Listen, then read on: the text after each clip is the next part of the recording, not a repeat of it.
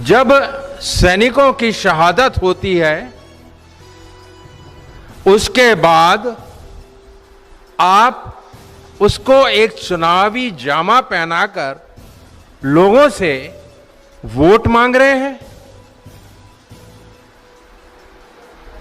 मैं मोदी जी से पूछना चाहता हूं, एक सैनिक होने के नाते मैं पूछना चाहता हूं कि आप देश को क्यों नहीं बता रहे हैं कि आपसे चूक कहां हुई, क्यों हुई, इसके जिम्मेदारी किसके पास है, इसके जिम्मेदार कौन है। मैं मोदी जी से प्रश्न कर रहा हूं, आप पुलवामा के शहीदों के खून पर आप वोट मांग रहे हैं। मोदी जी, वोट मैं भी दूंगा आपको। आप मुझे बताइए कि आपने पिछले 5 साल के कार्यकाल में आपने क्या काम किए? क्या आपने रोजगार दिए? क्या आपने किसानों की समस्याओं को दूर किया?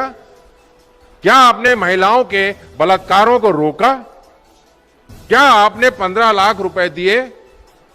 क्या आपने युवाओं को जो 2 करोड़ रोजगार थे आपने दिए? आपने कहा था नोटबंदी के बाद आतंकवाद समाप्त हो जाएगा। क्या समाप्त हुआ?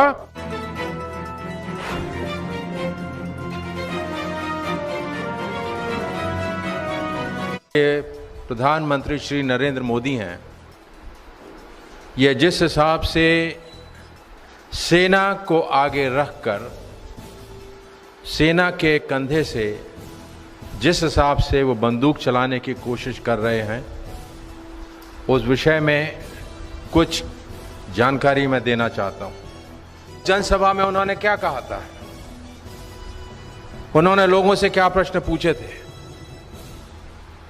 उन्होंने पूछा था, भाइयों बहनों, मैंने घर के अंदर घुस के मारा, आपको अच्छा लगा ना? आपको पसंद आया ना? आपका सीना चौड़ा हुआ ना? आपका माथा गर्व से ऊंचा हुआ ना? ये प्रश्न मोदी जी ने हमारे छत्तीसगढ़ की जनता से पूछे थे। इसी प्रकार के प्रश्न पाकिस्तान में मसूद अजहर, कौन सा मसूद अजहर?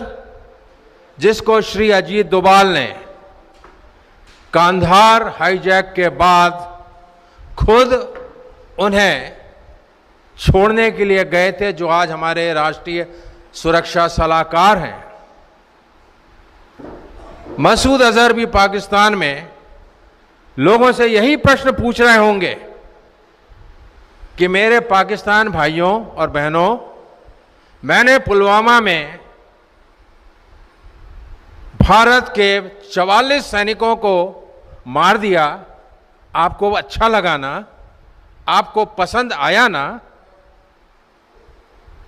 क्या हमारे प्रधानमंत्री जी अपनी तुलना मसूद अजहर से करना चाह रहे हैं? जब सैनिकों की शहादत होती है उसके बाद आप उसको एक चुनावी जामा पहनाकर लोगों से वोट मांग रहे हैं।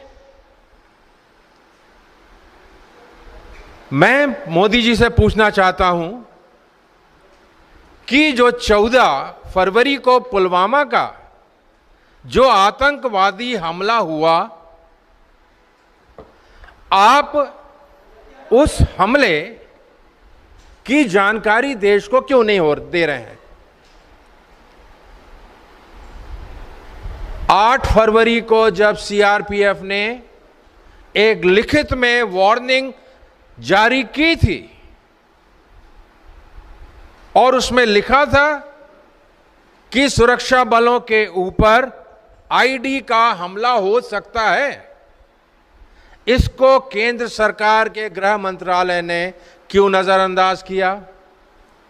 दूसरी चीज, सीआरपीएफ ने गृह मंत्रालय से मांग करी थी कि हमारे जो 2547 जवानों को जम्मू से श्रीनगर जाना है, उसके लिए उन्हें हवाई जहाज और हेलीकॉप्टर की आप मुहैया कराइए। वो क्यों नकारा गया राजनाथ सिंह जी द्वारा? तीसरा, जो एनआईए ने कहा है कि 14 फरवरी के हमले में 300 केजी एक्सप्लोजिव था, जिसमें जिलेटिन और आरडीएक्स शामिल था, ये सिविलियन गाड़ी किस हिसाब से सुरक्षा बल सीआरपीएफ के कॉन्वॉय के बीच में पहुंच गई? उसको उन्होंने फॉलो किया और उस गाड़ी के पास उन्होंने धमाका किया जो बुलेट प्रूफ नहीं थी। क्या ये जानकारी हमारे प्रधानमंत्री महोदय जी, जो प्रधान सेवक हैं, प्रधान चौकीदार हैं, क्या इस चौकीदारी में उनसे कहीं चूक हुई है? तो वो हमें क्यों नहीं बता रहे हैं? अभी राजनाथ सिंह जी ने, अमित शाह जी ने अभी परसों जब आए थे, उन्होंने क्या कहा? छत्तीसगढ़ शासन से, हमारे मुख्यमंत्री से क्या बोला कि आप जो हादसा अभी हुआ है जिसमें माननीय हमारे विधायक भाजपा के शहीद हो गए, भगवान उनकी आत्मा को शांति दे, उनके परिवार को ये ताकत दे। हमारी सरकार ने, हमारे मुख्यमंत्री ने फौरन जांच के आदेश कर दिए। मैं प्रधानमंत्री जी से एक सैनिक होने के नाते, एक कांग्रेस का कार्यकर्ता होने के नाते, एक छत्तीसगढ़ का मूल निवासी होने के नाते मैं पूछना चाहता हूं कि आप देश को क्यों नहीं बता रहे हैं कि आपसे चूक कहां हुई, क्यों हुई, इसके जिम्मेदारी किसके पास है, इसके जिम्मेदार कौन है?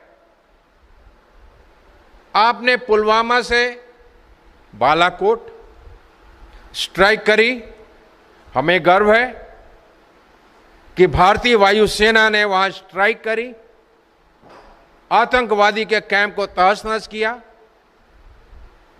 और भारतीय सेना ने हमेशा विषम परिस्थितियों में जो काम किया है, इसी कारण से आज हमारा देश अखंड है।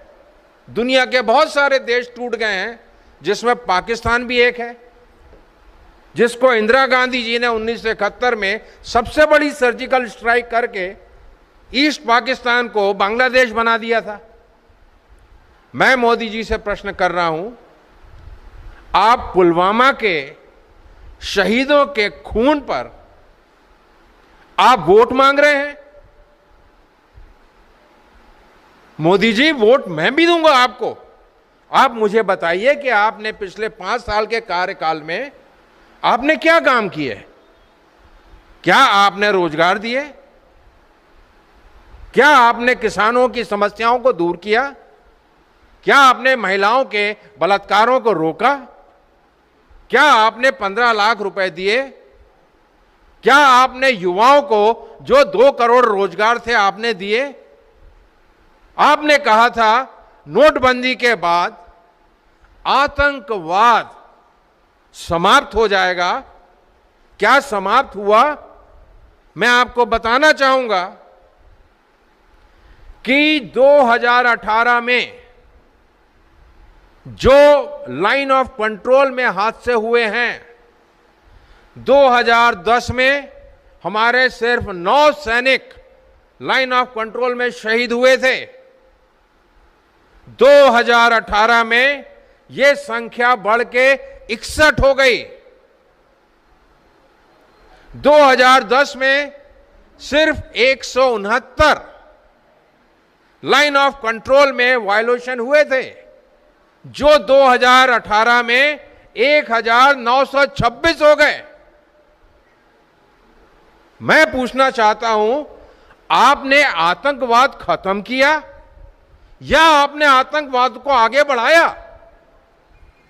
अभी इमरान खान पाकिस्तान के प्रधानमंत्री ने क्या कहा कि हम चाहते हैं कि भारतीय जनता पार्टी हिंदुस्तान में फिर से शासन में आए। वो चाहते हैं कि नरेंद्र मोदी जी फिर से प्रधानमंत्री बने। जब एक देश का नागरिक सरकार से प्रश्न पूछता है, चाहे वो पुलवामा के ऊपर हो, चाहे बालाकोट के ऊपर हो, प्रश्न तो आपसे ही पूछे जाएंगे जो सत्ता में है। अगर आप सत्ता में हैं, आपको हमारे देशवासियों ने देश के ऊपर शासन करने के लिए, देश को मैनेज करने के लिए आपको वहां बैठाया है, और अगर आपसे देश मैनेज नहीं हो रहा है, आतंकवाद मैनेज नहीं हो रहा है, तो देशवासी तो आपसे ही सवाल पूछेंगे ना। और जब हम आपसे सवाल पूछते हैं, आप हमें देशद्रोही करार कर देते हैं।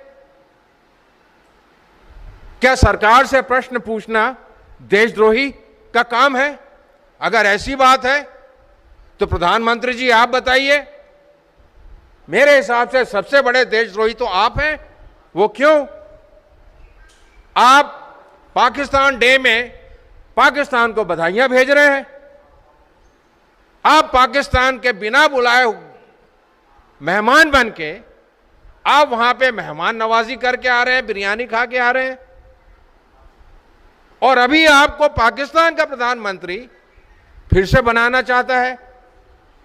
तो कहीं ना कहीं तो दाल में काला है, या पूरी दाल ही काली है।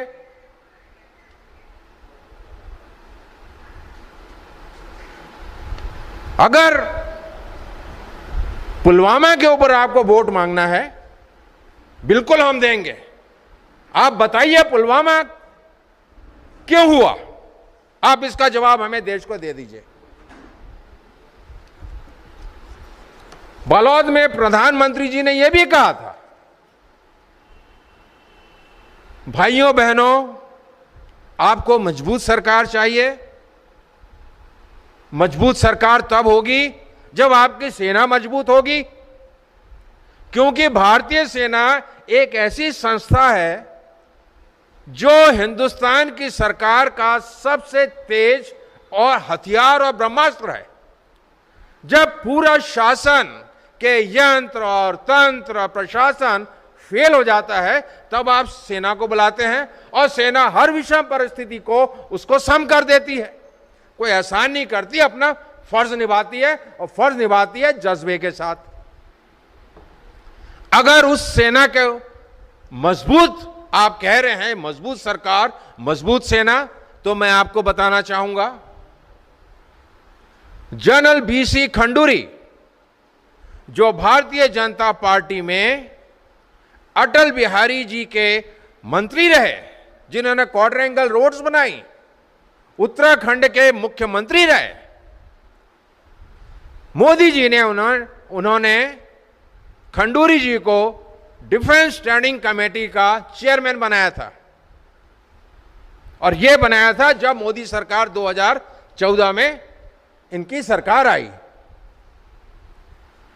अप्रैल 2018 को जनरल बीसी खंडूरी ने संसद के पार्लियामेंट के फ्लोर में संसद को बताया, देश की सरकार को बताया कि प्रधानमंत्री जी, आज हिंदुस्तान की सेना के पास जो 68% इक्विपमेंट है, आर्म्स है, एमिनेशन है, ये ऑब्सोलीट है, मतलब ये पुराना हो चुका है। सिर्फ 24% कंटेम्परेरी है, जिससे आज काम चलाया जा सकता है, और सिर्फ 8% जो आपके वेपन सिस्टम है, इक्विपमेंट है, वो मॉडर्न है।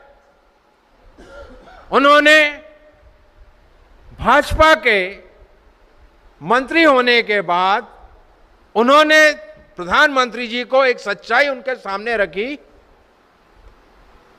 अगर कोई आदमी आपकी सच्चाई, आपकी कमियों को आपके सामने रख रहा है, तो वो तो आपका मित्र हुआ ना। वो नहीं चाहता कि आपके पास वो जो कमजोरी है उससे हमारे देश को नुकसान पहुंचे। लेकिन हमारे प्रधानमंत्री जी ने क्या किया? सितंबर 2018 को उन्होंने बीसी खंडूरी को उस चेयरमैन के पद से हटा दिया गया और उसकी जगह कलराज मिश्रा को बनाया। और क्या कह के बनाया? यह कह के कि बीसी खंडूरी की उम्र हो गई है। आपको पता है कलराज मिश्रा जी की उम्र 78 साल की है। तो यह सरकार दुनिया के सामने बोल रही है कि मजबूत सरकार, मजबूत सेना, और आप सेना को क्या कर रहे हैं? जब मोदी जी 15 जनवरी 2013 को जब इनको भारतीय जनता पार्टी ने घोषित किया था कि यह हमारे प्रधानमंत्री के चेहरा है, तब इन्होंने रेवाड़ी में 3 लाख पूर्व सैनिकों की जनसभा में कहा था कि हम देश को कहां से कहां पहुंचा देंगे। और जब कोई भी व्यक्ति पूर्व सैनिकों से ऐसा वायदा करता है तो एक मैसेज जाता है पूरे देश को कि जो अपने सैनिकों के काम कर सकता है वो पूरे देश का काम करेगा। लेकिन मैं एक सैनिक होने के नाते मुझे गर्व है, 5 लड़ाइयों में मैंने हिस्सा लिया है। इन्होंने जो सभा में कहा है आज तक कोई भी वादा पूरा नहीं हुआ है। अभी परसों के पेपर में आपने देखा होगा मोदी जी ने क्या कहा, 1 रैंक 1 पेंशन।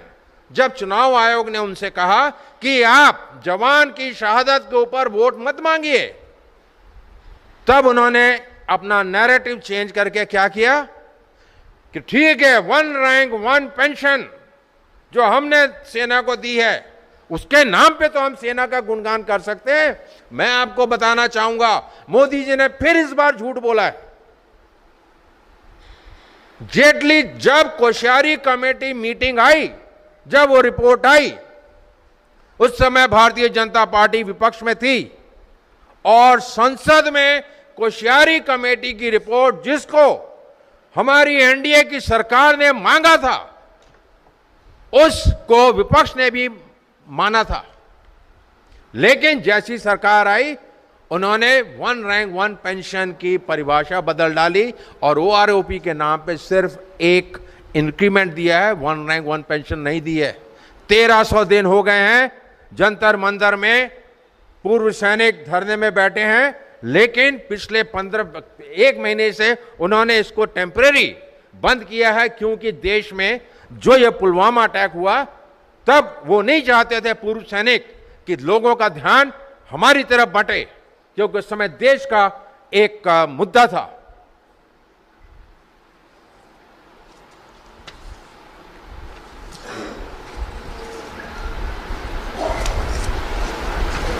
जो इन्होंने कहा नक्सलवाद, अमित शाह जी ने कहा कि छत्तीसगढ़ में पिछले 3 महीने में नक्सलवाद बढ़ गया है। मैं पूछना चाहता हूं, आप 15 साल की कहानी को,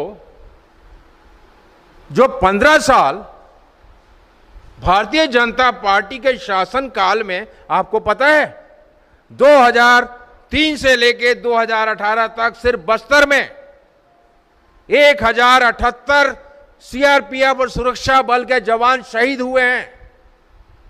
मतलब हर 5वें दिन भारतीय जनता पार्टी की सरकार में एक जवान शहादत उसको मिली है। तब आपने क्यों नहीं पूछा कि आपने नक्सल क्यों नहीं खत्म किया? और आपको बताऊं, पिछले 3 महीने में जो एनकाउंटर्स हुए हैं उसमें जितने नक्सलवादी अभी मारे गए हैं, रिकॉर्ड्स हैं, ये पहले नहीं मारे गए। हमारे माननीय मुख्यमंत्री जी ने फौरन स्वर्गीय भीमा जी की शहादत के ऊपर फौरन एक्शन लिया। आप भी झीरम के मामले में एक्शन ले लेते। नोटबंदी से नक्सलवाद खत्म होगा, आतंकवाद खत्म होगा, ऐसा तो कहीं नजर नहीं आ रहा है।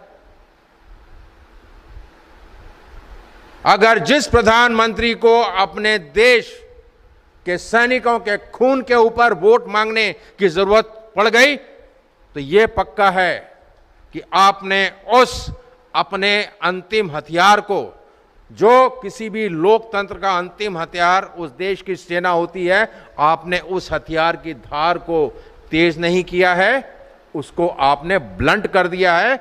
और उस धार को कम करने के एवज, उसकी आड़ में आप सेना के कंधे से बंदूक चला के, सेना को सामने रख के आप देश को गलत मैसेज दे के आप सैनिकों के खून से वोट मांग रहे हैं।